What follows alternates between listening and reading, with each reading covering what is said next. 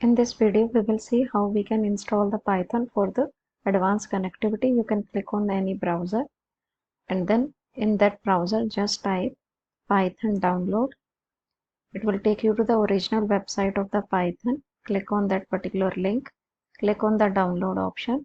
It will show you other higher version also. You can install the lower version also for the window, or you can use the different other versions also. It is showing different other versions also, but it is all your choice. Here I am installing this Python. It will install within a few seconds. Once it will install in a system, just click on the option, and before installing in your system, just click on this checkbox, add Python exe to path. This checkbox to tick on this checkbox is mandatory if you want to link the Python with other softwares, and after that you can click on the install now option to install the other libraries related to the Python.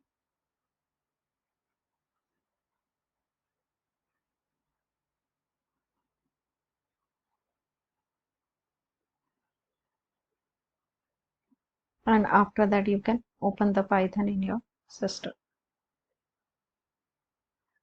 Either you can specify the ideally word, or you can use the ideally word to install the Python, open the Python, or you can specify Python to open the Python in your system. It is taking few more seconds. Whenever you are installing anything, just first let the software to install it, and then later on you can